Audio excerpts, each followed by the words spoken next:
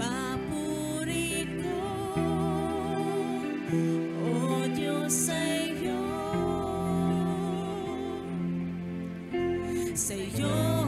lamang aawitan ka,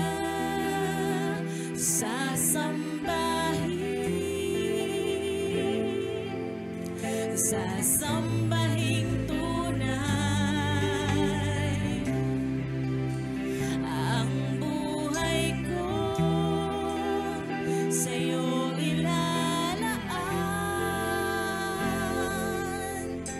sa'yo ilalaan, O Diyos, tanging sa'yo lamang ang papuri.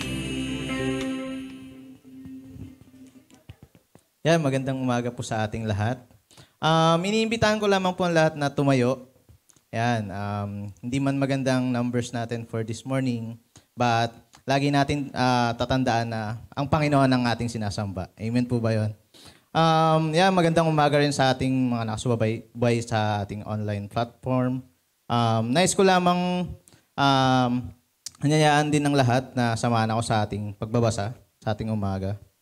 Samahan niyo ako sa Hebrews 13:15-16. Yan, tunay nga talaga na napakaganda kapag nagde-devotion muna kayo before kayo sumampa dito sa ating sa stage. Kasi talagang piniprepare niya yung heart natin and also yung soul natin. Amen po ba yun? Yan, kaya this morning, samahan niyo ako sa Hebrews 13:15-16. Basahin natin sa Tagalog. Kaya't patuloy tayong magandog ng papuri sa Diyos sa pamamagitan ni Jesus. Ito'y ang mga handog na nagmumula sa mga labi natin at nagpapahayag ng pagkilala natin sa Kanya. At huwag nating kalimutan ang paggawa ng mabuti at pagtulong sa iba dahil ang ganitong uri ng handog ay kalugod-lugod sa Diyos. Amen po ba yun? Dito sa Tagalog na binasa natin, maintindihan kagad natin siya, di ba? Amen? No matter what happened, dahil anak nga tayo ng Panginoon, kahit anong circumstances na dumating sa buhay natin, di ba nakakaranas tayo ng paghihirap, kalungkutan, pero dapat di na mawawala yung kung bakit ba tayo tumutulong sa iba, di ba? Even na kahit hindi nila tayo suklian ng maganda, pero ang result nun is yung nakakalugod sa Panginoon yun. Amen? And sabi dito in the Bible, sacrifice of praise is an act of acknowledging and praising God. Amen po ba yun? And even when we are suffering or not feeling grateful, sabi rin dito, ito ay isang paraan na nagpapahayag ng pasasalamat sa Diyos para sa kanyang mga pagpapala, tulong at protection. And then nilagay ko rin dito, how to offer sacrifice of praise. Sabi dito is expressing gratitude to God through worship. Yan, this morning mag-worship tayo. Iwan muna natin, ibaba muna natin yung mga lahat ng problem natin. Mag-focus tayo sa Panginoon for this morning, di ba? Lagi tayong magpasalamat dahil may isang araw lagi na tinutuon sa atin na upang magpasalamat, di ba? Even dumating yung weeks na napaka-busy, maraming problem na dumaan sa atin. Pero ang Panginoon talaga is laging in control. Dumadaan man tayo sa malubak na daanan, pero lagi niya tayong inihila sa straight na daanan. Amen. And sabi dito, through worship, singing, and talking about how God He is. Amen. Huwag natin din kalimutan na mag-share ng salita ng Panginoon sa iba.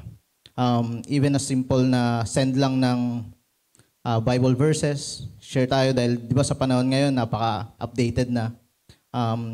We can use our phone or laptops to share the Gospels. Amen po ba yun? And yeah, for this morning, samahan niyo ako sa maikling panalangin before we start. Heavenly Father, salamat po Panginoon sa pagsama po muli sa amin ng buong linggo, O Lord God. Salamat Panginoon sa lahat ng pag-guide, O Lord God. Thank you for all the blessings, Panginoon, sa lahat ng aming napagdaanan, Panginoon. Nandyan po kayo lagi, O Lord God. And this morning, Panginoon, patuloy kaming magpapasalamat sa inyo at lahat ay binabalik po namin, Panginoon, ng mga papurit pasasalamat, Panginoon. At salamat muli, Panginoon, sa umaga na binahagi niyo po muli sa amin for this Sunday, Panginoon. Patuloy kayong mag-guide, Panginoon, sa lahat ng tatayo, Panginoon, dito sa harapan, Panginoon. Continue to give us ng knowledge and wisdom, Panginoon, and also yung heart na desire po, Panginoon, and na-deserve po sa inyo, Lord God.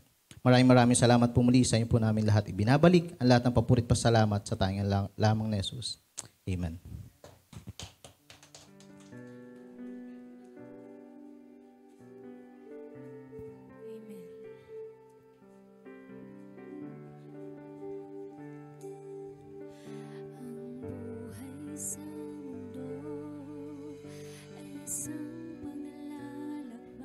Again, good morning. Good morning. Bigyan nga natin ng malakas sa palakpak ang Panginoon. Ayan. Sama-sama natin sasambahin muli ang Diyos at ibigay natin yung may buong kagalakan sa pagpupuri sa Kanya. Kasi yung Diyos natin sinasamba ay deserve lahat ng pagpupuri at pagpapasalamat. Amen? At ano man yun nga, sabi nga ni Brother Job, ano man yung iwan muna natin yung mga para hindi tayo ma-distract sa pag-worship sa Lord. Kung ano man yung mga problem, gagawin ko pa mamaya. Focus muna tayo sa Lord. Bigyan natin yung pagpapasalamat at pagpupuri sa Kanya sa oras na ito. Amen? Purihin natin siya. Sama-sama natin sambahin ang Panginoon. Luwalhatiin natin ang Diyos na makapangyarihan sa lahat.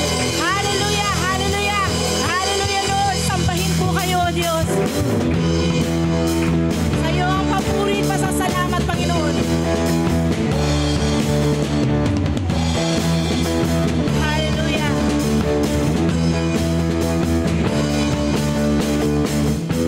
Purihin ang Panginoon ng buong sanlibutan. Hallelujah. Hallelujah. Hallelujah. Purihin siya.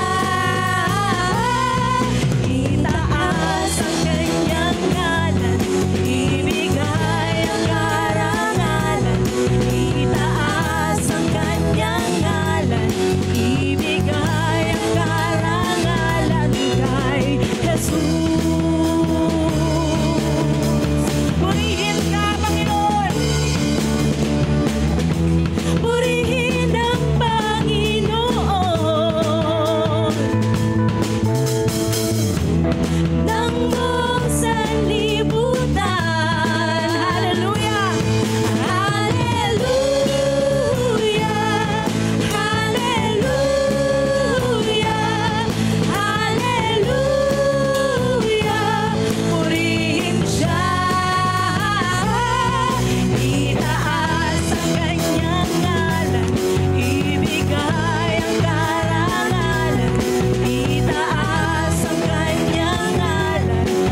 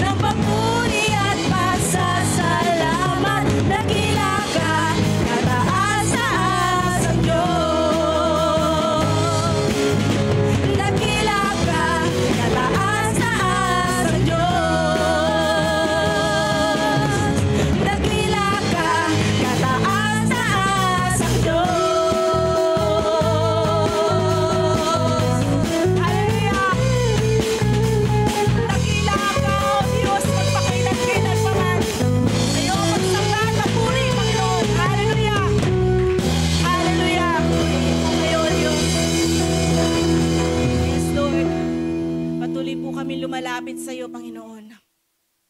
Patuloy tayong lumapit sa ating Diyos.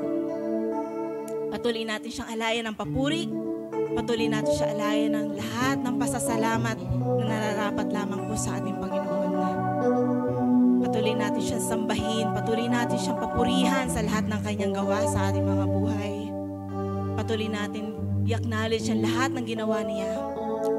At alayan siya na nararapat na pagsamba.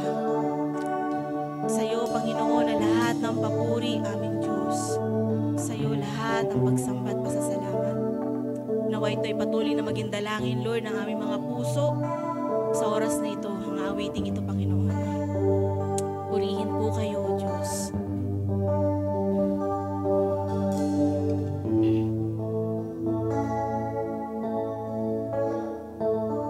Sa iyo ang papuri at pasasalamat,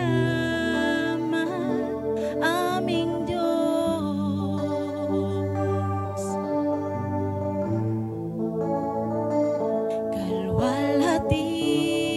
Kalwalhatian at karangalan alay sa iyo. Sa iyo ang papuri, Panginoon. Sa iyo ang papuri at pasasalamat, aming Diyos.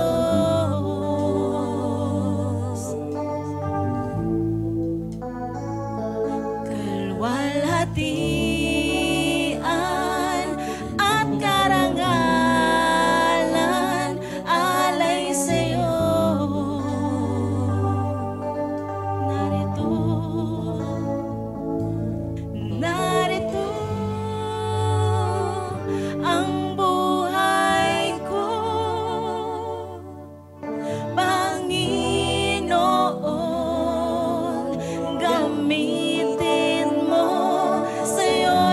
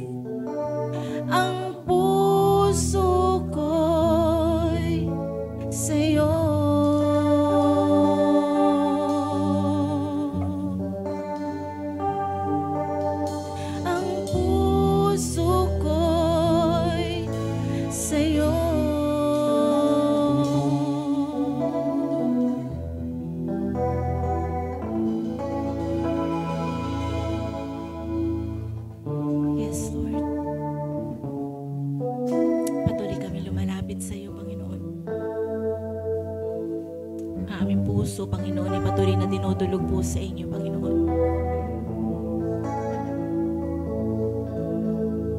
Patuloy po lamang kayo, O Diyos, na manahan. Patuloy lamang kayong kumilos. Patuloy lamang, Lord, na kayo'y magalak, Panginoon, sa pagsamba na meron ng inyong mga anak, O God. Tanggapin niyo ang papuri, Panginoon.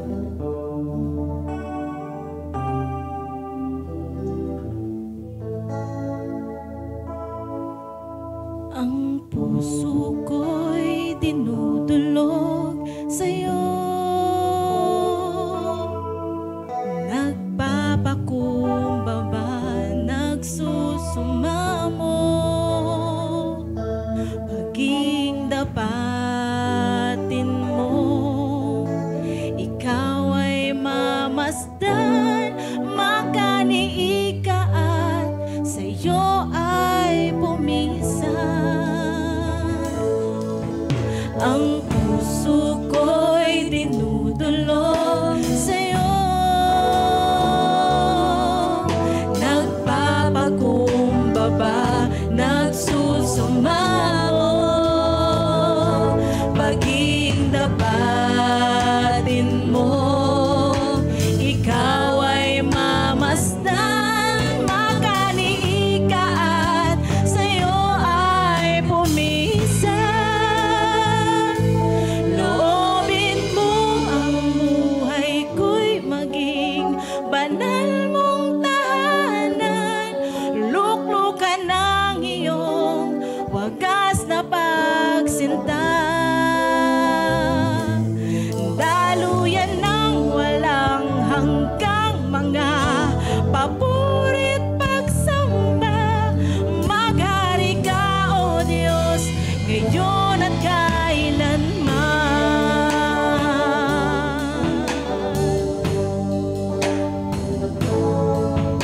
Ang puso ko'y dinudulog sa'yo. Nagpapakumbaba, nagsusumamo.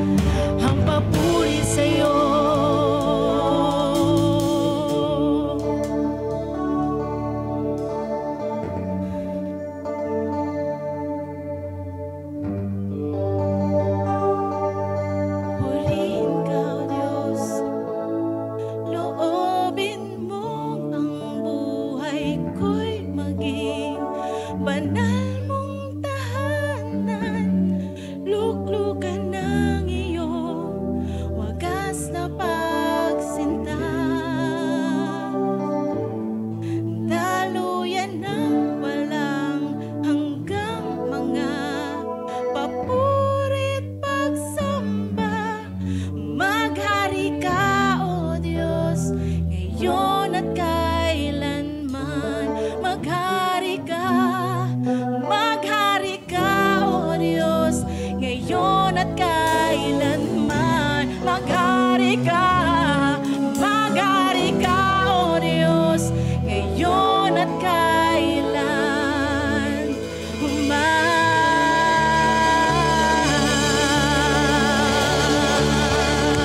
O Diyos, maghari ka, O Diyos. Hallelujah. Yes, Lord. Hallelujah. Sa iyo ang lahat ng papuri, Panginoon. Sa iyo ang lahat ng pagsamba.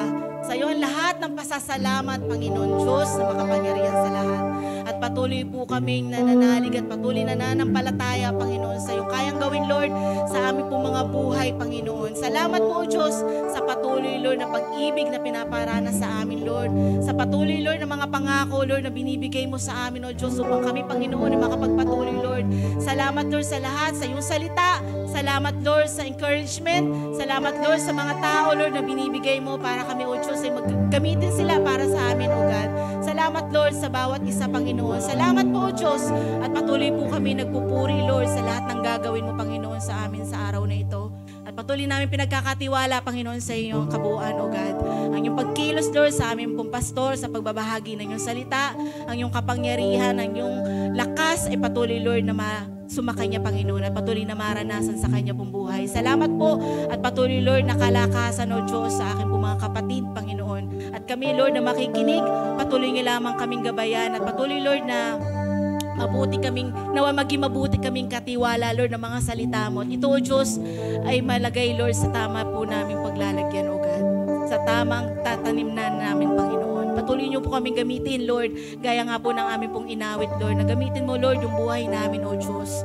At patuloy lamang, Lord, na ito ay magbigay ng karangalan, Panginoon, sa inyo, O God. Ang papuri, Panginoon, na pasasalamat ay sumainyo, Panginoon. Salamat po, Diyos, at patuloy po kami nagpupuri at dinadakila ang iyong dakilang pangalan. Sa iyo ang lahat ng pagsamba at pagluwalhati sa tanging pangalan ng iyong bugtong na anak na si Jesus. Amen, amen. Po, palakpakan po natin muli ang Panginoon.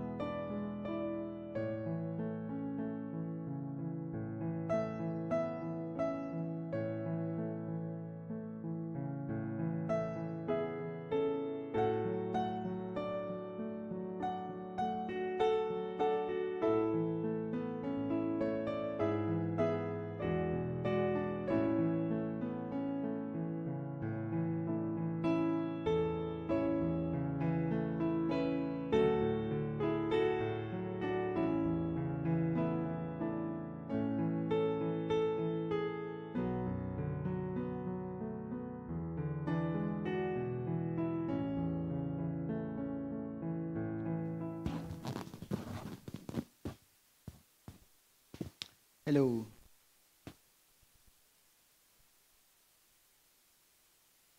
Okay, good morning po sa inyong lahat. Good morning mga kapatid. Good morning seatmates. Okay. So, ayan. So, tayo po ay nandito muli sa atin pong gawain ng pagsamba at pakikinig ng salita ng Diyos. Amen? So, kamusta po kayo mga kapatid? Kamusta po yung isa pong linggo na nagdaan? Marami po ba tayong mga napagtagumpayan? Amen. So, ang katibayan po ng ating pong pagtatagumpay ay ang araw po na ito sapagkat nandito po tayo sa lugar at sa oras kung saan nandito or nandoon tayo dapat. Amen? Amen. Sige po, bago po tayo magpatuloy sa atin pong pag-aaral at pakikinig ng salita ng Diyos, nais ko po muna kayong tanungin mga kapatid, kamusta na ba kayo? Kamusta na ba kayo? Tanungin nyo nga mga sarili ninyo. Myself, kamusta ka na ba? Ayan. Ayan. So, sige po. But honestly, I would like to start itong atin pong pakikinig at pag-aral ng salita ng Diyos by asking ourselves, kamusta na ba tayo? Myself, kamusta ka na ba? So, tanungin po natin ang atin pong mga sarili, kamusta na ba tayo? Sapagkat wala pong tao na po pwede po nating tanungin, na po pwede pong makapag-describe at makapagsabi po with all honesty kung kamusta na ba talaga tayo, ano na ba yung kalagayan natin sa pagkakataon na ito. And whatever situations na meron tayo ngayon or whatever conditions na meron tayo sa pagkakataon na ito, mga kapatid, gusto ko pong sabihin po sa inyo na ang Diyos po ay hindi po tumitigil sa pag-abot sa atin. Amen? Ano man po ang kalagayan po natin, down man tayo o hype man tayo, spiritually sa pagkakataon na ito, struggles man tayo, that's only what we think. Yan lang po yung atin pong naiisip at yan lang po ang atin pong nararamdaman. At ang nais ko pong sabihin sa inyo, huwag po tayong magpadala. Huwag po tayong magpa-deceive sa kung ano yung naiisip natin at kung ano po yung nararamdaman po natin. Parang katulad lang yan ang sinasabi ng salita ng Diyos na ang atin pong pandama, ang atin pong pag-iisip, maaaring tayo po ay nadadaya. Ang hindi lamang po o pwedeng mandaya po sa atin ay ang salita po ng Diyos.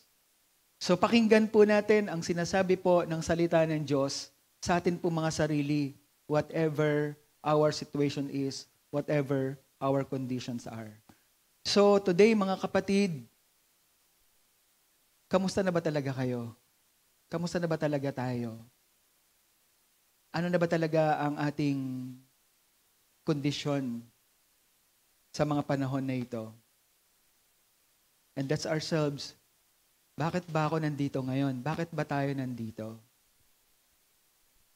Yan yung tanong ko kanina sa devotions. Bakit ba tayo nandito? And the truth of the matter, mga kapatid, is natitiyak ko na sa mga pagkakataon po na ito, tayo na mga nandito po tayo not because niyaya tayo ng ating kaibigan o ng ating kapamilya. Nandito tayo dala po ng atin pong desire. Tama po ba? Dala po ng atin pong desire na tayo po ay humarap po sa atin pong Panginoon, magbigay po ng atin pong pagsamba at magbigay po ng atin pong pagpupuri. Nandito tayo because of our desire, because we want to listen to Him. Gusto natin siyang pakinggan. Nandito tayo because we want to experience corrections. Nais natin na magpatuwid, nais po natin na tanggapin ang direction na ibinibigay sa atin ng salita ng Diyos. If that is our desire today, mga kapatid, I would like to tell you na yung desire po na yan is not just a desire na tumubo po sa atin pong mga puso. Pinag-aralan po natin ang attributes po ng Diyos. And God works based on His attributes. And one of the greatest attributes na tinitingnan po natin sa Panginoon is that God is good. He is faithful. Amen? In His faithfulness, hindi niya po tayo palalampasin. Hindi niya po tayo pagkukulangin. In His faithfulness, sa anumang kalagayan po natin, whether we are broke or whether we are blessed, whether we are rich, whether we are poor, whether we are in pain or whether we are in suffering, God's attributes cannot be held by God. Yung attributes po ng pag-ibig at pagmamahal po ng Diyos sa atin, hindi na po yun kayang pigilin. And that's the weakness, that's the only negative things that we can see in our God. Hindi niya po pwedeng pigilan yung kanya pong sarili sa kanya pong pagiging faithful, sa kanyang pagiging God is loving, sa kanyang pagmamahal po sa atin. So today, mga kapatid, nais ko pong sabihin sa inyo na yan po ang nagdala po sa atin kung bakit nandito tayo. Hindi po tayo nandito dahil ginusto lang natin. Yes, nandito tayo dahil desire natin na pumunta dito. But it's not just our desire alone. Hindi lamang yung desire natin ang nagdala dito. Maaaring yung desire na yan ay wala po sa atin, but we need to ask ourselves, bakit ba ako nagkaroon ng desire na pumunta dito? And it's only God who can put that desire in our heart. Ang Diyos lang po ang makapaglagay po ng desire na yan sa ating pong puso. So today, mga kapatid, nais ko po kayong i-encourage na harapin po natin ang kalooban po ng Diyos sa ating pong mga buhay. In our worship, in our daily life, anuman po ang mga plano po natin sa buhay, anuman po ang mga dinadala po natin, ang mga aspiration natin sa buhay, ibigay po natin ito sa Panginoon. Hayaan po natin na ang Diyos ang patuloy na maglagay nito sa ating puso. Hayaan natin na ang Diyos ang patuloy na mag-direct ng ating mga steps. Because man plans based on his heart, but God is the one who directs our steps. Amen? So today, pakinggan po natin ang salita po ng Diyos, and we will continue po sa atin pong topic, sa atin pong book series sa aklat po ng Romans. I pray na ito po ay lalo pong magpalago sa atin pong pananampalataya, magpalalim ito sa pagkakaunawa po natin kung sino ba talaga ang Diyos na nagligtas at nagbigay sa atin ng mabuti at maayos na plano sa pasimula hanggang sa magpawalang hanggan. So samahan po ninyo ako sa atin pong topic sa araw po na ito. So tayo po ay nasa chapter 6. Pinag-aaralan po natin ang the principles of sanctification. At ito po ay sumasagot po sa isa pong tanong na na-raise dahil doon po sa chapter 5 na diniscuss at tinalakay po ni Apostol Pablo about grace. That grace superabounds over all man's sins.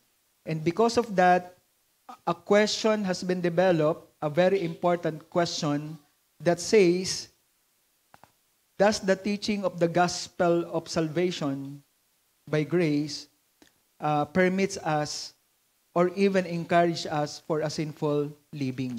So yan po yung outstanding question na sinasagot po ni Apostol Pablo dito po sa chapter 6. So, dun po sa atin pong pag-aaral last Sunday, nakita po natin na ang argument po na ito is about a very important questions in our lives that will also teach us how to live the kind of life na desire ng Diyos sa buhay natin. The question, shall we continue in sin, is an outstanding question na dapat nating masagot sa ating mga sarili. So there are 4 answers in chapter 6 to this question. And the first question na ating napag-aralan is a reason. Bakit hindi tayo dapat magpatuloy na mamuhay sa kasalanan? The reason tells us that we cannot because we are already united with Christ. So, we cannot because we are united with Christ. Sabi dun sa atin pong napag-aralan in verse 1 hanggang verse 11 ng chapter 6, the first point or the reason why we cannot continue in sin tells us that since we are united with Christ, we are also died in sin. So, namatay na rin tayo sa kasalanan and we cannot live in sin anymore. Pangalawa, tayo po na mga mananampalataya, those who died with Christ, were freed from the power of sin. Napalaya na po tayo sa kapangyarihan po ng kasalanan. We have now the power to say no to sin. Unlike nung hindi pa po tayo mananampalataya, the sin lord over us. Wala tayong konsepto na tayo pala ay nabubuhay sa isang makasalanang pamumuhay. Because our sinful nature accepts that kind of life or living na makasalanan, sapagkat wala tayong consciousness o wala tayong desire to go against the call of sin. Wala pong lumalaban sa atin pong kalooban. Ngunit nung tayo po ay naging mananampalataya, there's already the power in us through the Holy Spirit that overpowers the call or the nature or the sinful nature of our sinful nature. So meron na pong banal na Espiritu Santo na nagbibigay sa atin ng kapangyarihan to resist and to say no to sin. And those who died, tayo po na mga mananampalataya, ang salita po ng Diyos ay nagsasabi that we died with Christ. Since we died with Christ, we are now dead to sin, but we are alive for God. Buhay na tayo. We have now our spiritual life, a living spiritual life that we need to live for God.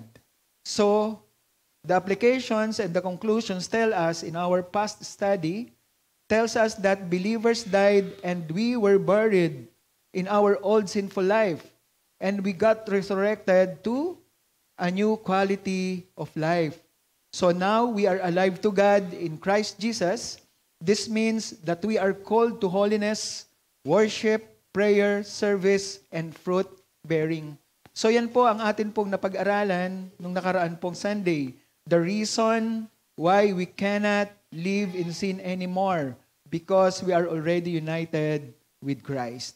So today, we will continue our study in the second reason. The second reason is an appeal. Ito po ay appeal. We can say na itong appeal na ito ay hindi lamang instruction. It is more than an instruction. Ito ay isang protest. So it is an appeal that we don't need to live in sin. Ang sinasabi po ni Paul, you need not, because sin's dominion has been broken by grace. So our sin has been broken by grace, or the power of sin has been broken by the power of grace. Yan po ang atin pong pag-aaralan sa umaga po na ito. So before we continue, mga kapatid, samahan po muna ninyo ako sa atin pong panalangin. Humingi po tayo ng patuloy po na karunungan, ng grace po sa Panginoon. Let's ask the Holy Spirit to teach us and to guide us sa atin pong mga mauunawaan at tatanggapin mula sa salita ng Diyos. Aming Ama, patuloy po kami nagpapasalamat, O God, for bringing us together at this point, Panginoon, in our study about why we should not live in sin anymore. Bilang inyo pong mga anak, aming Ama, aming Diyos, kami po ay inyo pong tinuruan, aming Panginoon, at binigyan po ng kapangyarihan ng banal na Espiritu Santo sa amin pong puso, sa amin pong buhay, upang makapamuhay po kami ng meron pong kabanalan at makapamuhay po kami ng kalugod-lugod po sa inyo pong harapan. So today, Panginoon, whatever situations, whatever conditions, Lord, ng amin pong buhay, we just want to submit it to you, aming Panginoon. We surrender ourselves, Panginoon, sa inyo pong kalooban at sa inyo pong pagtuturo, aming Panginoon. So we are asking in prayer, O God, that the Holy Spirit, Lord, may truly illuminate us your words, aming Panginoon. That your Holy Spirit may totally control our lives, aming Panginoon. We need help, aming Panginoon, sa aspeto po na ito upang kami po ay makahakbang ng meron pong kaayusan, upang maituwid po kami, Panginoon, sa direksyon po na dapat po naming tahakin, aming Panginoon, at sa uri ng pamumuhay na dapat po naming ipamuhay.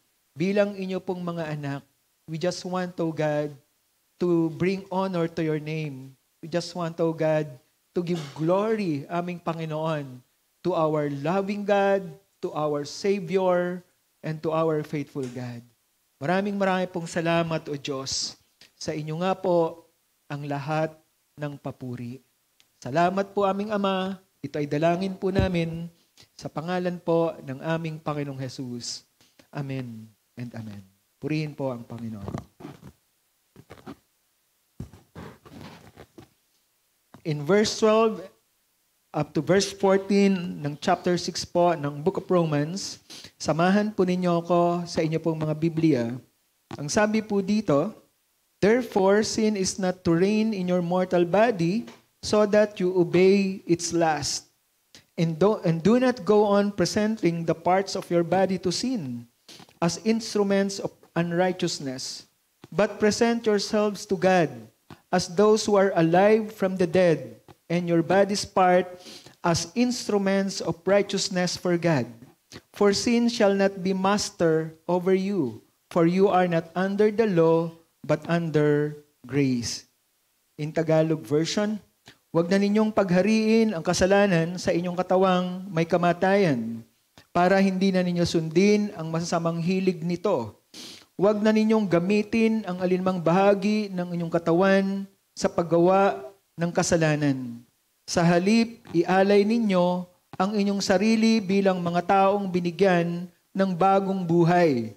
Ilaan ninyo sa Diyos ang inyong katawan sa paggawa ng kabutihan, sapagkat hindi na dapat maghari pa sa inyo ang kasalanan, dahil wala na kayo sa ilalim ng kautusan, kundi sa ilalim ng biyaya ng Diyos. So, the second answer in a question, shall we continue in sin, is an appeal. Ito ay hindi lamang po instruction, kundi it is more than an instruction. It is an appeal. The point of this answer tells us that we don't need to continue living in sin because sin's dominion has been broken by grace. So, ito po ay napaka-importanteng katotohanan na bahagi po ng doctrine of grace na atin pong pinanampalatayanan. And in our understanding of what doctrine of grace is, bahagi po itong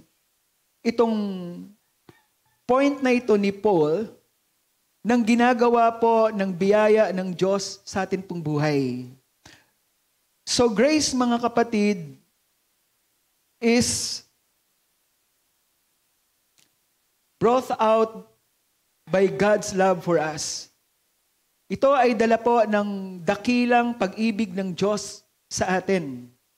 Ang salita pong grace in Hebrew is hesed. It is the hesed love of God or the loving kindness of God. And grace is undeserved favor of God. Amen? It is an undeserved favor of God. If that is undeserved favor of God, therefore, that is more than a blessings na meron tayo sa tanang buhay po natin. What is the greatest blessing po na tinanggap po ninyo, mga kapatid, in your lives? Maybe we are counting blessings in terms of material things, like money. Maybe we count grace or blessing, or we count blessing by means of our savings in bank. Maybe we count blessings in terms of the power na meron po tayo. Maybe we recognize blessings on whatever things na meron tayo sa ating buhay. On physical things na meron tayo ngayon. But grace is more than that, mga kapatid. Grace is more than any blessings that we can have in our lives. This is an undeserved favor that we have from God. Maybe ang blessing can be attributed to a reward. Na-promote tayo, we say, I am blessed by God. But promotion is a reward of what you have done. Maybe kumita tayo sa business natin. But yung kita ng negosyo natin is a fruit of our labor. Amen? Tayo ay nabigyan ng tropeo, nabigyan ng medal, nabigyan ng recognitions, or whatever, natuwa sa atin, or nagustuhan tayo, nagalak sa mga bagay na ginagawa natin. And we say, we are so much blessed by the Lord. But grace is more than any blessings na meron tayo sa ating buhay. Because grace has a different power in our lives. It has the power that saves us from this grace. Ito ay ang kapangyarihan ng Diyos na nagligtas sa atin. Ito ay kapangyarihan ng Diyos na hindi kayang pantayan ng anumang kapangyarihan sa daigdig po na ito. So, in a big picture, ganyan po natin dapat makita po ang grace po ng Diyos sa buhay po natin. And in a specific and particular things, the power of grace has broken the dominion of sin in our lives. So kung titingnan na po natin yung detalye po ng ginagawa ng biyaya ng Diyos sa atin pong buhay, one of the very particular thing na ginagawa po ng biyaya ng Diyos sa buhay po natin is its power breaks the dominion of sin in our lives. So, that's why, ang sabi po ni Paul, therefore, sin is not to reign in our mortal body anymore, so that you obey its lust. So this appeal tells us that we should not let sin to continue to reign. Mga kapatid, huwag ninyong paghariin ang kasalanan sa inyong katawang may kamatayan para hindi na ninyo sundin ang masasamang hilig nito. Yan po ang sabi po sa Tagalog translation. So, the appeal not to let sin to continue to reign in our body, specifically in our body, starts in the attitude of our mind. Nagpapasimula po ito sa atin pong isipan. Ano ba ang attitude natin when it comes to our mindset? So the attitude of our mind is the beginning of everything. Diyan po nagsisimula sa atin pong isipan. Our mind is the entry point of sin. We will look at later kung ano po ang sinabi po ni James about sin. Kung paano siya pumapasok sa atin pong buhay. But the important point na gusto ko pong sabihin po sa inyo about our attitude of mind is this. The attitude of mind that a believer has died to sin must be translated into action in our experience. So, yung isipan natin, ang dapat po maghatid po sa atin ng mga bagay po that we need to put into actions. Because whatever we think, whatever the mind can conceive, the actions can achieve. Amen? Kung ano po yung kaya po nating isipin, kaya rin po nating gawin. Kung ano po yung iniisip po natin, yun po ang ginagawa po natin. So, therefore, action is a result of what we think. Kung ano po ang ginagawa po natin, yan po ay nangyari dahil una, inisip po natin. Pumasok po sa atin pong isipan. And ito pong salitang, therefore, sin is not to reign in your mortal body. Ang sinasabi po ni Paul is, therefore, hindi po natin dapat isipin kung ano man ang pwede po nating gawin na hindi po ayon sa kalooban po ng Diyos because that is a sin. So, our mind is a control valve. Kung i-illustrate po natin ito sa flow ng isa pong tubig, our mind is the control of our mind. We have a bucket of mind.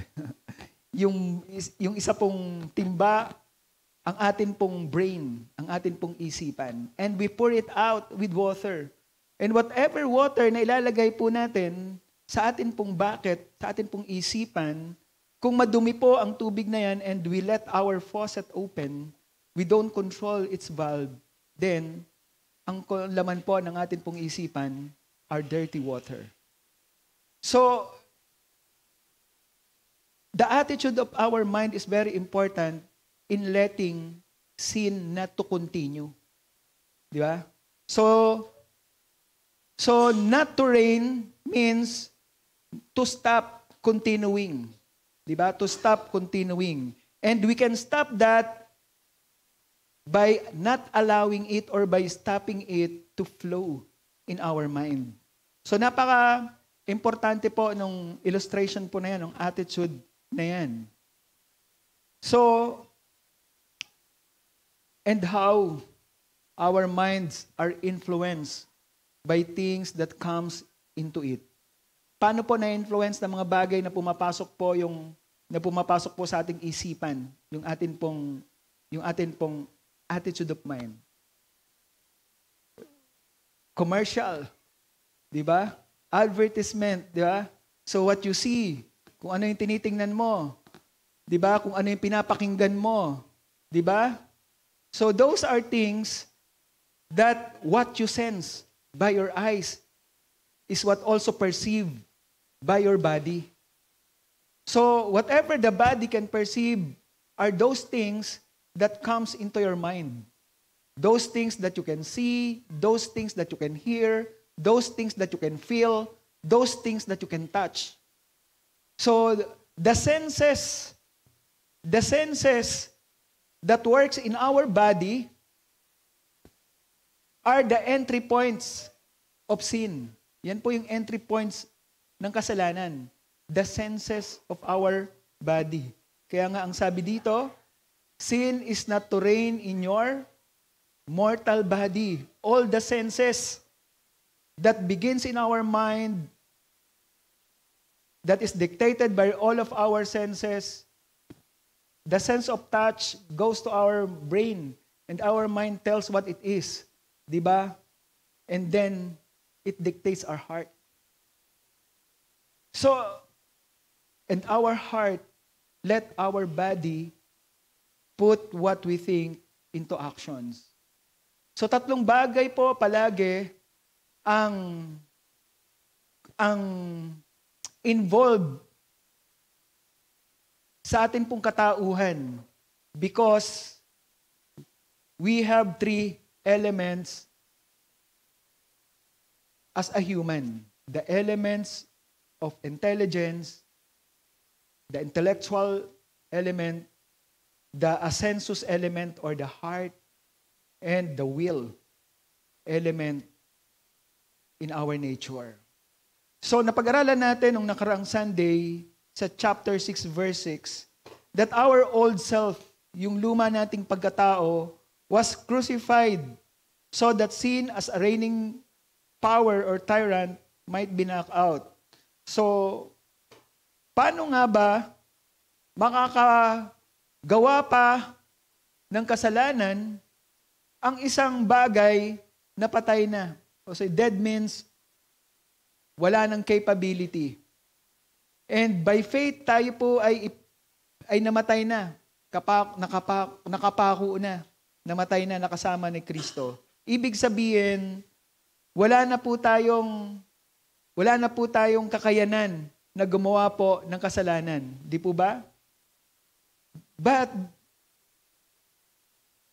we need to put it in a balanced view of the scripture. Dahil ang sabi po ni John sa 1 John, if you say you don't lie, if you say you don't sin anymore, you lie. So, hindi lamang po sinasabi ng Biblia na tayo ay wala nang kakayanang gumawa ng kasalanan. Kundi sinasabi rin po ng Biblia na hindi. Pag sinasabi mong wala ka ng kasalanan, nagsisinungaling ka. So therefore, we need to put a balance between those scriptures that are conflicting. And the balanced view tells us na yes, nakakagawa pa tayo ng kasalanan ayon kay John, ngunit ang kapangyarihan ng kasalanan ay wala nang magagawa sa ating buhay. When we say wala nang magagawa sa ating buhay, it talks about two things. Number one, wala nang magagawa in our spiritual life. Sin cannot change anymore our condition. Kaya nga importante dito yung now the practical exhortation on what is true positionally. Yan yung sinasabi dyan sa manual natin or sa handouts natin. Kaya last time, binalikan natin, ano ba yung position natin in Christ? We are justified. Our position in Christ, we are justified. And that cannot be changed anymore. We are spiritually justified.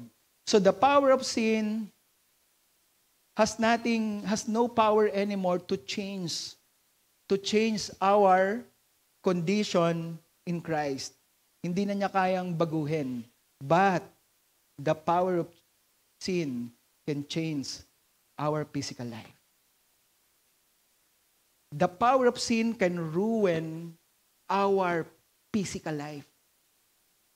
Sisirain ito. Pwede nitong sirain ang ating buhay. Bagamat yung ating spiritual condition or position sa Diyos, hindi niya na ito kayang baguhin. Sabi ni Pablo, where is death? Where is your sting anymore? Where is your sin? Where is your sting? Death, where is your sting? Wala na yung sting, wala na yung kamandag ng kasalanan, ang sabi ni Paul. And that speaks about our spiritual life. Pero may kapangyarihan pa rin po ang kasalanan over our physical life, over our body. Kaya nitong sirain ang ating pong katawan. And that is the reason why we should not continue in sin, why we should not let to continue reigning in our body sa atin pong katawan. So, do not let sin to continue to reign as if it is like before na hindi pa tayo mga ligtas. Because today, we have already a power to say no to sin. But, para po tayo hindi napagharian ng kasalanan, our cooperation is needed. God make us holy. Di ba? Sa harapan po ng Diyos, what is our position now in Christ? We are justified and we are positionally sanctified. Ibig sabihin ng positionally sanctified, banal tayo sa harapan ng Diyos. But today, yung sanctification na yan is progressing. So we are in a progressive sanctification. Banal tayo sa harapan ng Diyos, pero physically, ang buhay natin ay buhay pa rin sa kasalanan. The sinful nature is still in us. Andyan pa rin po yung sinful nature. And for our sinful nature, okay, to be overpowered by the power of grace, it needs our cooperation.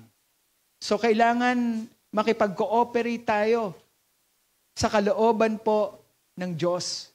God has a holy and will for us to live a righteous life. So yun po ang kalooban ng Diyos sa atin, for us to live in a holy and righteous life. But it will not happen without our willing involvement. We need to cooperate.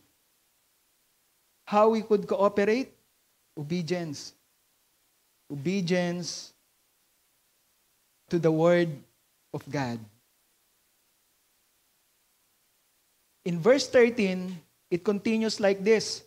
Nagpatuloy po yung appeal ng katulad nito. Ang sabi po sa verse 13, and do not go on presenting the parts of your body to sin as instrument of righteousness. So verse 1 talks about our mind and the senses of our body, di ba? So in verse 13 tells about our body as instrument. Hindi lamang niya nase-sense yung call or yung panawagan ng kasalanan na nabubuo sa isipan at nagiging desire ng puso, at eventually when this desire has been made in our heart, pag nabuo na yung desire na yan sa ating puso, our body now will become an instrument of righteousness. So, kaya ang sabi po ni Paul, do not present the members of your body to sin. Huwag na ninyong gamitin ang alinmang bahagi ng inyong katawan sa paggawa ng kasalanan. Sa halip, ialay ninyo ang inyong sarili sa Diyos bilang mga taong binigyan ng bagong buhay. Ilaan ninyo sa Diyos ang inyong katawan sa paggawa ng kabutihan. Huwag na ninyong gamitin. Do not go on presenting any parts of your body as instrument of righteousness. So do not offer it. Yun po ang ibig sabihin po ni Paul. Do not offer any members of your body. Do not offer your mind. Do not offer your hands. Do not offer your hearts. Do not offer your tongue. Do not offer your feet. Anything that can be an instrument of unrighteousness. Kaya nga sa mga mananampalataya, nag-i-struggle po tayo kahit sa paghahanap po ng trabaho. Di po ba? Because a faithful follower of Jesus Christ always think about ano ang gagawin niya kapag ka napasok siya sa isang trabaho. So, ang isa pong tapat na tagasunod ng Panginoong Kristo, yan po ang laman po ng kanya pong isipan. At yan po yung kanya pong hesitation. Yan po yung kanya pong discomfort pagdating po sa paghahanap po ng trabaho.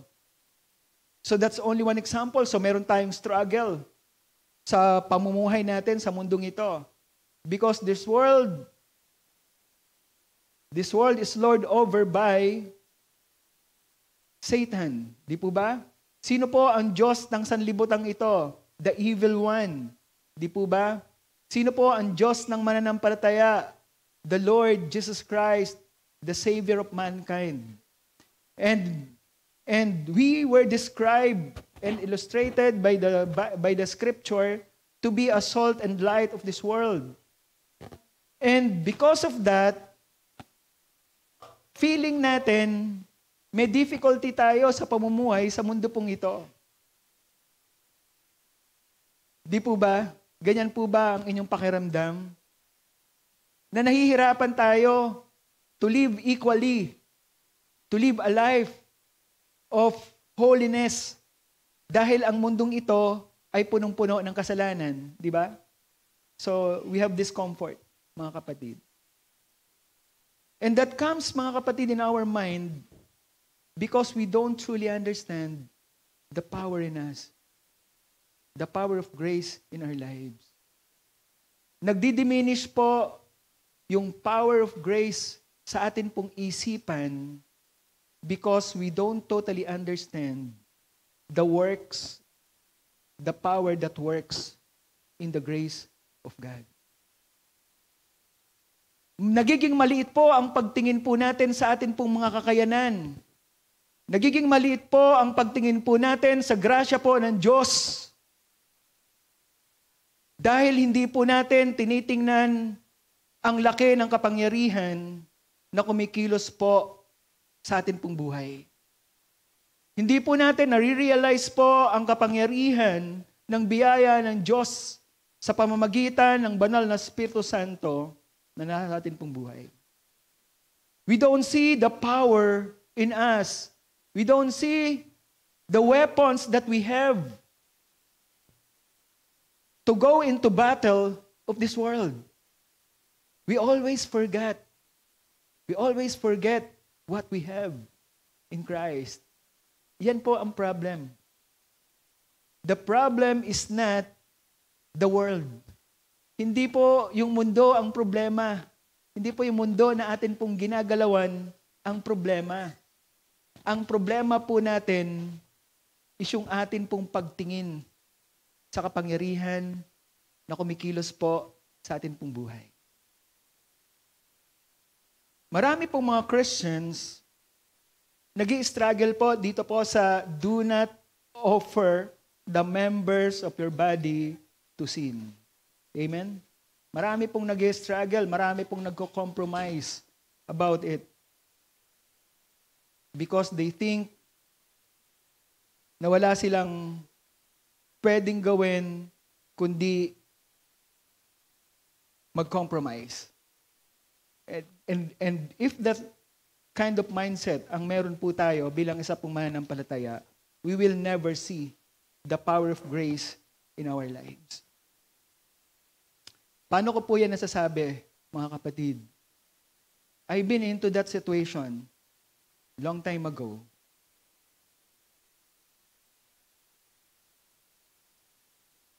In the prime of my career, nung ako po ay nagpapasimula pa lamang po sa akin pong career, it was also my situation wherein I feel so difficult. Hindi ko alam kung paano ang akin pong gagawin, paano ko tatakbuhin yung larangan po ng akin pong pangarap sa buhay. And that is during the time of my prime. Ibig sabihin, yung time na talagang hinug na hinug ako in my career. It was a challenge for me to find my course, kung saan talaga ako dadaan upang ako ay makarating dun sa akin pong pangarap in my career. Naglinger po ako in my career. Ako po ay industrial engineer. At nakita ko po na hindi ko po makita yung career ko doon sa aking departamento. Nagkaroon po ng opportunity na upgrade po ako, but in a different position, in a different department. It is in sales. Sabi ko dito, pwede. So, kasi nung time na yon, in my department, isa ako dun sa mga promising po na mga officers in my department, pero wala pong opportunity. And since kilala po ako as isa po sa mga top-notch po dun sa department namin, hindi ako mahirapan na mag-apply dun sa department na merong promised. So pumasok po ako doon. Christian na po ako nung time na yon. At nung nandun na po ako, the lifestyle is different. Iba po ang buhay pala doon. Doon ko na-realize na para gumanda yung aking performance, ay maging maganda rin ang aking relationship doon sa akin pong mga boss, sa akin pong mga kasamahan, at doon po sa mga bagay na akin pong ginagalawan. There are lots of compromise I need to embrace. So, ang dami pong compromise na kinakailangan ko pong yakapin. Sabi ng boss ko, Herman, babawasan ko ng 10 milyon yung kota mo pag ininom mo to. Wow. Ang hirap sa isang Kristiyano. But I know that God has a better plan for me. That's different, mga kapatid. Because during that time, I can see the power of grace in my life. Paano ko po nakita yung kapangyarihan po ng grace sa akin pong buhay? Naranasan ko na po yun nung kabataan ko eh. Hindi ko po alam kung paano ako tatakas sa buhay na meron po ako nung akin pong kabataan. And I know that because of God's grace, nakaalis po ako doon, natakasan ko yung bisyo ko, napagtagumpayan ko yung bisyo ko, napagtagumpayan ko po yung mga bagay na humahatak po sa akin sa mundo po na ito. Because of God's grace, nagkaroon po ako ng panibagong desire to continue in my study as a working student, and everything follows. At nung nandun na po ako sa time na nag-struggle po ako, naaalala ko po yon. Naalala ko po yon. Na kung ang Diyos na kaya niya akong alisin dun sa buhay ng aking kabataan, bakit hindi niya ako kayang ilagay dito sa aking pangarap, which is desire ng aking puso. So, ganyan po nagko-contemplate po sa akin. Yung grace po, that's how I contemplate the power of grace in my life. And I believe, naniwala po ako na totoo ang salita po ng Diyos. Naniwala po ako na tinawag po ako ng Panginoon sa paglilingkod. And that calling is a power of grace to me to overcome temptations and compromises in my life until now. Meron isang sobrang hindi ko alam kung bakit dumating to sa aking buhay. Bagong kasal po ako, bagong panganak yung misis ko, and bagong panganak din yung Seeds Ministry during those time.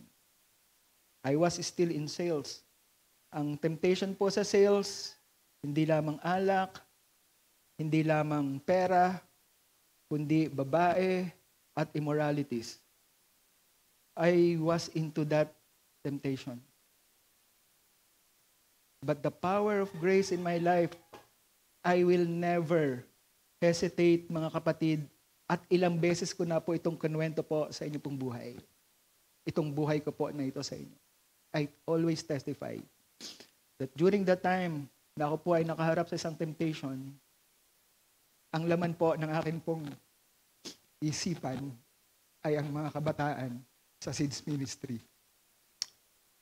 And I praise God, without that ministry, maaring nag-compromise po ako sa kasalanan po na yon.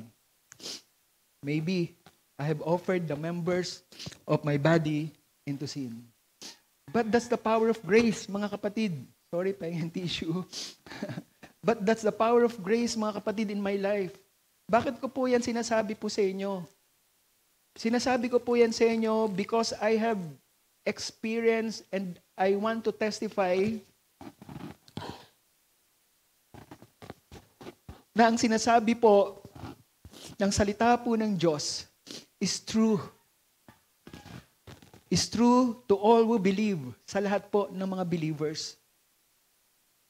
And the power of grace is truly working in the believer's life. Kumikilos po yan sa buhay ng mga sumasampalataya sa atin pong Panginoon. So, ito pong topic po na ito, itong point po na ito, hindi po kasama yung testimony ko sa preparation ko. But I'll just need to testify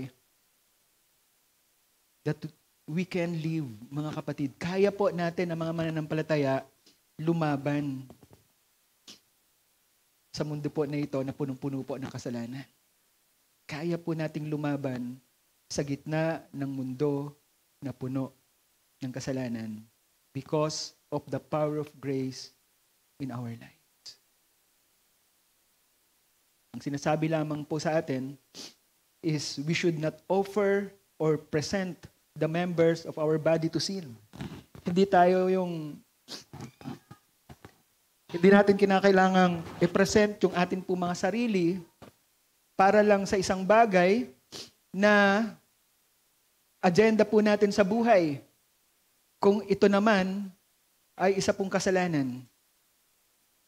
Sapagkat marami pong paraan ang Diyos. Marami pong paraan ang Diyos upang dalhin po tayo sa mga pangarap po natin sa atin pong buhay. Ang sabi po ng Santiago, James chapter 1, all good things comes from God. Ang lahat po ng pagpapala in our career, in our personal life, ito po ay magmumula po sa Diyos. Hindi po ito magmumula sa kaaway po natin sa mundo po na ito. Ito po ay magmumula po sa Diyos.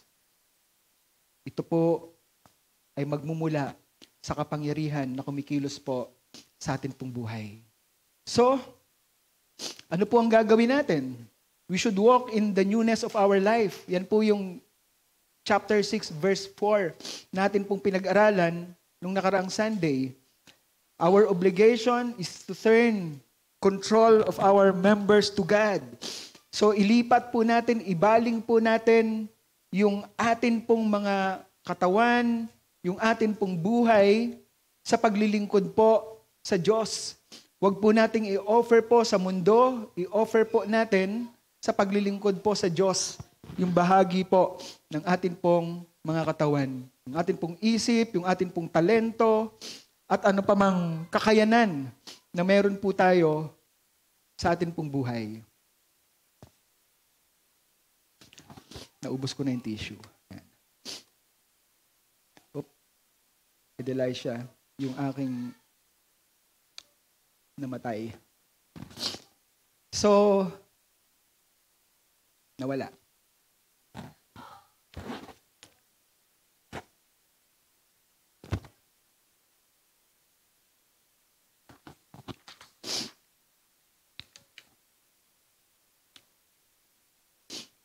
So the third point, mga kapatid, dito po sa appeal, that we don't need to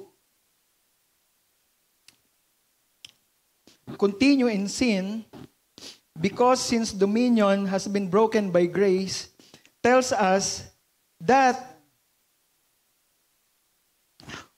we cannot allow sin to have dominion over you. Yan po ang sabi po sa verse 14. Huwag nating hayaan na maghari ang kasalanan sa ating buhay. At sa pamamagitan ng kapangyarihan po ng Diyos na kumikilos po sa ating pong buhay, at sa resulta po ng ginawa po ng Diyos sa ating pong buhay, kung saan yung ating pong old nature, yung ating pong old sinful nature ay naipako na or namatay na kasama ni Kristo doon po sa krus, ay nagsasabi na dahil napako na ang atin pong katauhan, yung sinful nature po natin doon po sa krus, ay meron na po tayong kapangyarihan na labanan po ang gawain po ng kasalanan sa atin pong buhay.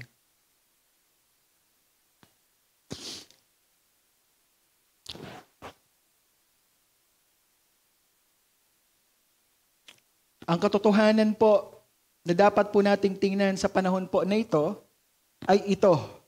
Sin does not have dominion over the person who is under grace. Dahil hindi na po tayo na sa ilalim po ng kautusan, tayo po ay nasa ilalim po ng grace.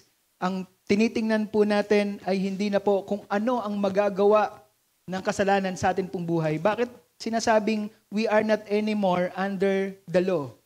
Ano po ba ang ginagawa ng law sa atin? Di ba doon sa napag-aralan natin, ang kasalanan ay nahahayag lamang dahil merong kautusan. Nung wala pang kautusan, walang kasalanan na pwedeng i-recon or i-account sa isang tao kahit ito ay kanyang ginagawa. So ang point dito ni Paul is, wala na tayo sa ilalim ng kautusan. Therefore, hindi na po natin dapat tinitingnan kung ano po ang kasalanan na po pwede po natin gawin. Ang tinitingnan na po natin dapat ay kung ano ang ginagawa ng Diyos o ng biyaya ng Diyos sa atin pong mga buhay. So wala na pong kapangyarihan na po pwede pong kumontrol po sa atin pagdating po sa kasalanan. Wala na pong kapangyarihan ang kautusan upang dalhin tayo sa kasalanan sapagkat ang biyaya ng Diyos ang kumikilos na po sa buhay ng mananampalataya. Ang biyaya ng Diyos ay kumikilos po sa buhay ng mananampalataya through the power of the Holy Spirit that indwells us. Ito ay sa pamamagitan ng kapangyarihan ng banal na Espiritu Santo na namumuhay po sa atin. So therefore, ang isa pong mananampalataya ay hindi na po siya motivated ng ano pa mang bagay o ng anumang pagkatakot because of what a sin can give to him or can make to him. Ang motivation po natin ay hindi na po fear, kundi love for the Lord, our Savior. Ganun naman po tayo sa atin pong paglilingkod. Andito po tayo dahil mahal po natin ang Panginoon. At ang biyaya po ng Diyos, ang mayaman po na nasa atin pong isipan, ang palagi po nating dahilan kung bakit tayo nakakapagpatuloy. Sapagkat ang biyaya po ng Diyos ang nagdadala po sa atin sa kabanalan through the power of the Holy Spirit in our lives. Katulad ng sabi po ng isa pong commentator, si Denny, sabi niya, it is not restraint. Hindi po yung mga tanikala, hindi po yung mga hadlang, ang atin pong dahilan upang tayo po ay lumaya sa kasalanan. Kundi yung inspiration po natin, yung pagmamahal po natin po sa Diyos, ang dahilan upang tayo po ay lumaya po sa kasalanan. Pinalaya na po tayo ng Panginoon sa kasalanan. We must be inspired.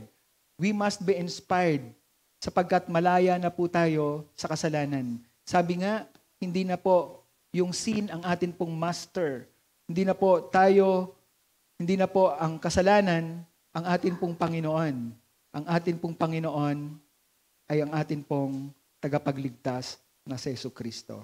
It's not Mount Sinai, but the Mount of Calvary which makes saints. Ang sabi po ni Denny. So, as an application, mga kapatid, in summary, we don't need to continue in sin because sin has no more power to dominate us. Wala na siyang kapangyarihan upang idomina tayo. Wala na rin siyang kapangyarihan on dominion upang pagharian tayo. So wala na pong kapangyarihan ang kasalanan sa atin pong buhay. It has been broken by sin. So therefore, let's not let sin to continue to reign. Huwag nating hayaan na ang kasalanan ay makapagpatuloy na maghari sa atin pong buhay. Let's stop the faucet. Let's close the control valve. Allow our mind to refuse to say no sa anumang bagay na nase-sense ng ating mind, ng ating body, ng ating senses, na nagtutulak sa atin upang magka-desire tayo na gumawa ng kasalanan. Let's put that faucet off. Patayin, saraduhan na natin.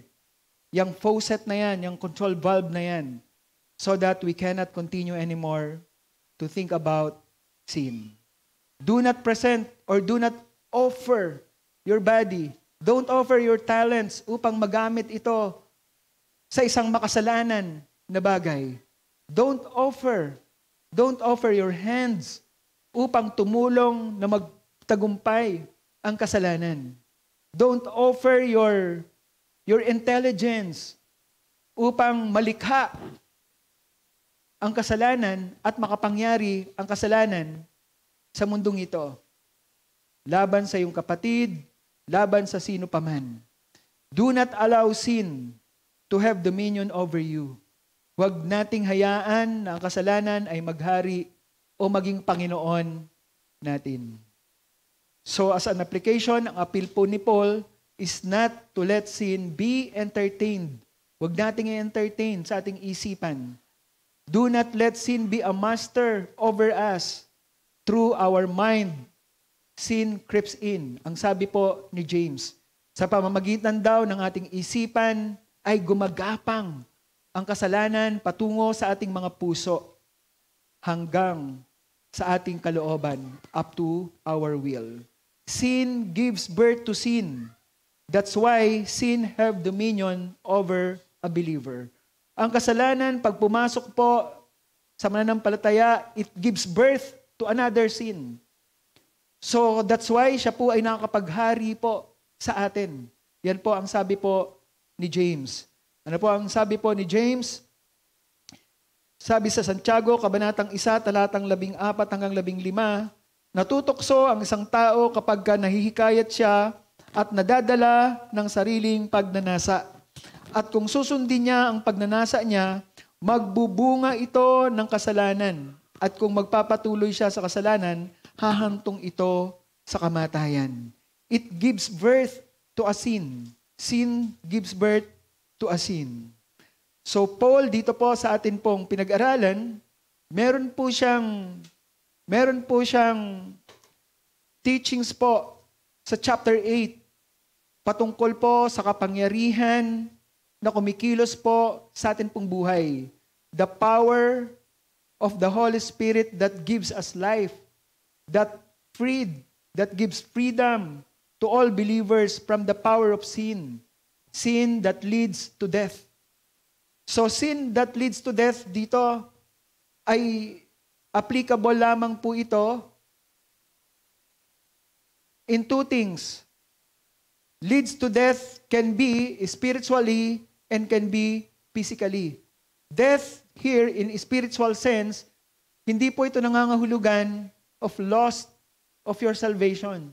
Kundi, ano po ang ibig sabihin ng death? Ng necros? Separation. Di po ba? Separation. Jesus Christ, when He died on the cross, ano ang sabi niya? Di ba? Sabi niya, Father, I give up my spirit.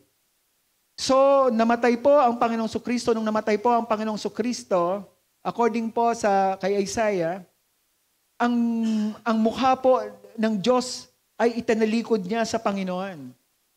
And that connotes, mga kapatid, na yung spiritual life po ng Panginoon had a separation with His Father. Maging yung spiritual life po ni Jesus Christ had a separation with the Father. Why? Bakit? Sapagkat ang kasalanan po ng buong sanlibutan ang nakikita po ng Diyos sa Kanya. So, what the Father God do, tinalikod niya po yung Kanyang mukha sa Panginoon. He separates Himself sa isa pong kay Jesucristo po, nadala po ang kasalanan ng buong sanlibutan. Ganon din po sa atin. Ang kasalanan po is the one that separates us from our spiritual relationship with God. So, nawawalan na po tayo ng relationship po sa Diyos. But it doesn't mean nawawala na po yung atin pong kaligtasan. We can be separated in our relationship because of sin. But it doesn't mean we lost our salvation. That's on a spiritual sense. The second sense is in physical sense. because of sins, we die. Dinadala po tayo ng kasalanan sa kapahamakan hanggang sa kamatayan.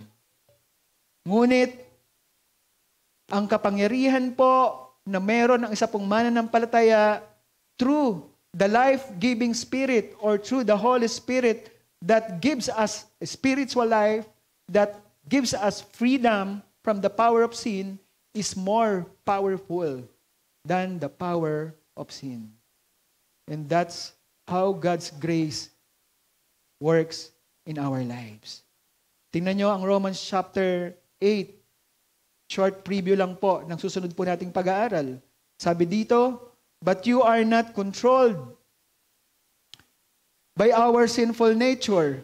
You are controlled by the Spirit if you have the Spirit of God living in you. So, sa isang mananampalataya, we have that Spirit of God that living in us. So, kaya in close quote, sinabi ni Paul, and remember that those who do not have the Spirit of Christ living in them do not belong to Him at all. Sinasabi lang po ng verse na ito na ang hindi mananampalataya ay wala pong control, wala pong spirit na nagbibigay po ng buhay sa kanya upang makontrol niya yung kanyang sinful nature. And those are the unbelievers. Ngunit ang sabi po sa verse 10, and Christ lives within you. Namumuhay sa atin si Kristo. So even though your body will die because of sin, the Spirit gives you life because you have been made right with God. That's my point, yung verse 10. Maaaring spiritually, we got separated in our personal relationship. Meaning, hindi na tayo sumasamba, hindi na tayo naglilingkod, hindi na tayo nagpupuri. Wala na po tayong spiritual things na ginagawa po para sa Diyos. Pero, ang sabi po dyan, the Spirit gives you life because you have been made right with God. So mananatili po yung buhay na ibinigay po sa atin sa pamamagitan ng banal na Espiritu Santo because we have been made right with God. Ano yung ibig sabihin ng we have been made right with God? Kailan naganap yon? During justification, the past tense of our salvation. So righteousness, ang tinanggap po natin nung tayo po ay ma-justify, we became righteous before God. That's why we have this Spirit that gives life to us. Yung katawan natin, sabi dyan, though your body will die because of sin. Mari yung katawan natin, dahil wala na tayong ginagawa para sa spiritual life po natin, kundi ibinigay na po natin yung atin pong katawan sa kasalanan, yan po ay mabubulok, yan po ay mapapariwara, yan po ay mamamatay physically. Sin will bring us to death. Dadalhin po tayo ng kasalanan hanggang sa kamatayan. But praise the grace and the power of God that works in our lives. Sapagkat, bagamat tayo po ay dadalhin po ng kasalanan sa kamatayan, the Spirit that gives life is still giving us that spiritual life, that life in the Spirit, because we have been made right with God. That is the Spirit of God who raised Jesus from the dead. That's the power. That's the power that works in our lives. The Spirit of God. Anong kapangyarihan ang meron yan? A power to raise dead. The power that raised Jesus Christ from the dead.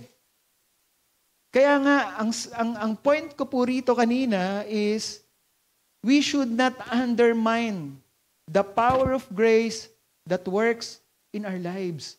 Tingnan po natin yung kapangyarihan po ng Diyos na kumikilos po sa atin pong buhay. That is more powerful than any power and influences of this sinful world. So the Spirit of God who raised from the dead lives in you, lives in us. And just as God raised Jesus Christ from the dead, anong sabi dyan? At kung paano binuhay na muli ng Diyos sa Jesucristo mula sa kamatayan, He will give life to your mortal body by the same Spirit living within you. Amen? So how wonderful the grace of God in our lives. How wonderful and how great po ang kapangyarihan ng Diyos na kumikilos po sa atin pong buhay. If that is so, kung ganyan po ang ginagawa ng Diyos sa atin pong buhay, ang tanong, shall we continue in sin? No. What we should continue is our praises, is our glorifying, our worshiping, our serving to God. Amen? We are made alive not anymore for sin. We are made alive for God. Praise the Lord. Purihin po ang Panginoon. Aming Diyos, marami pong salamat, O God, sa inyo pong walang hanggang kabutihan, walang hanggang kadakilaan, at sa kapangyarihan po na kumikilos po sa amin pong mga buhay, O Diyos. We are so much thankful. We are so much grateful, O God.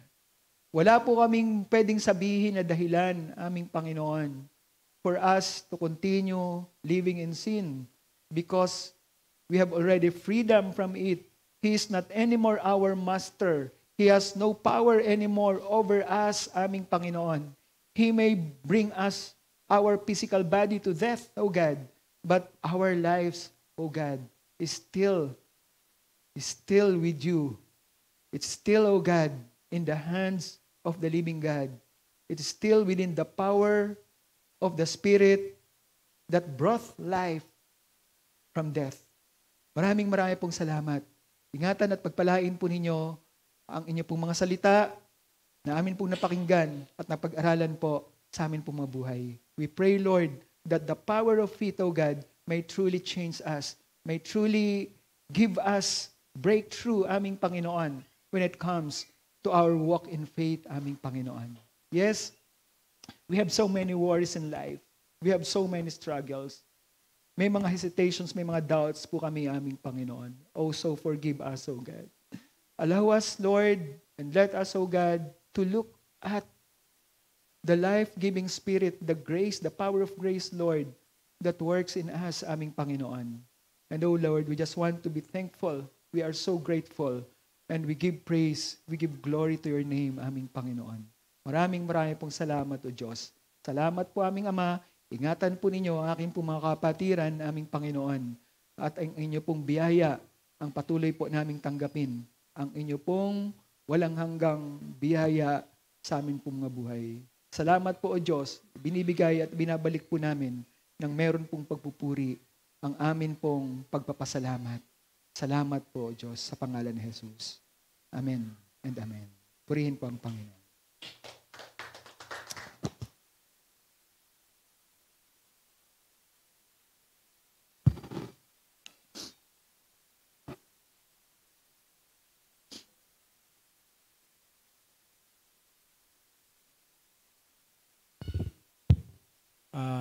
Good afternoon po. Samahan niyo po ako sa ating pagkakaloob. Lord, maraming salamat po sa araw na pinagkaloob niyo sa amin at kami po ay narito na nakapakinig sa iyong banal na salita. Sana po tumamo po ito sa aming puso't isipan at patuloy po kaming sumunod sa inyong mga lakarin. Lord, maraming salamat din po sa mga biyayang pinagkakaloob niyo sa amin, sa gabay at patnubay niyo po, Lord. Sana po ang biyayang ito ay patuloy na lumago po sa iglesia at maraming salamat din po sa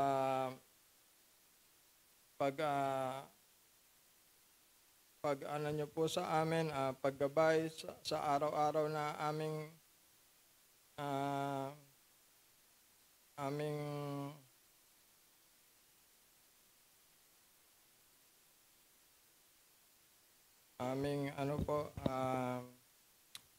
kalbaryo sa buhay. Patuloy nyo po kaming gabayan, Lord. Binabalik po namin sa inyo, Lord, ang mataas na papuri at pasasalamat sa inyo, Lord. Thank you. Amen.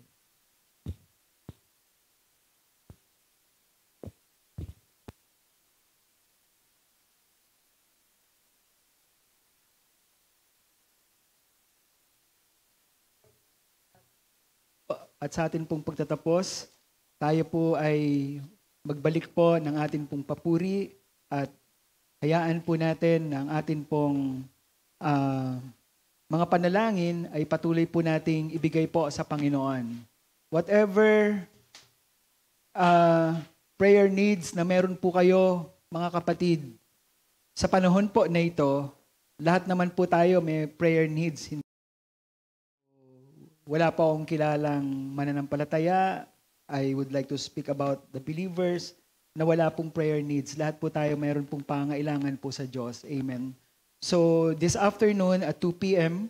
ay meron po tayong prayer meeting. Magsama-sama po tayo ng mga anak ng Diyos na pare-parehas may pangangailangan po sa Diyos. Amen? So manalangin po tayo, magpanalanginan po tayo sa bawat isa, at magpagamit po tayo sa Panginoon sa ministeryo po ng panalangin. Sapagkat marami po tayong dapat pong ipag-pray po sa atin pong church. Marami po tayong mga kapatiran na nangangailangan po ng panalangin. At marami po tayong mga plano at gawain po sa ministeryong ito na nangangailangan po ng kapangyarihan ng panalangin. So please be involved. Magpagamit po tayo sa ministeryo ng panalangin sa Panginoon. Tayo po ay magpasalamat po sa Diyos. Hallelujah. Salamat po, Panginoon, sa araw po na ito, sa amin pong gawain, aming Diyos. Kayo po ay patuloy po na dakila aming Panginoon. Ang inyo pong mga salita ay kapangyarihan po sa amin pong mga buhay, aming Panginoon.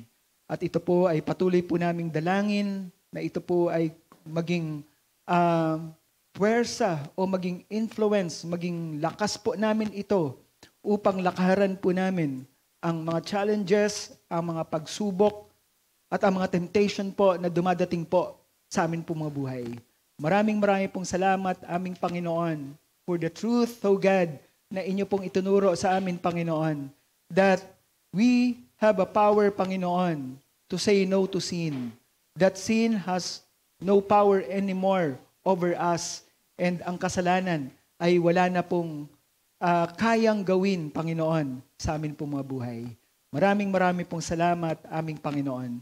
Ibinibigay po namin ang lahat ng kapurihan at ang kaluwalhatian sa tanging pangalan lamang po ng amin pong Panginoon at tagapagligtas na si Jesucristo.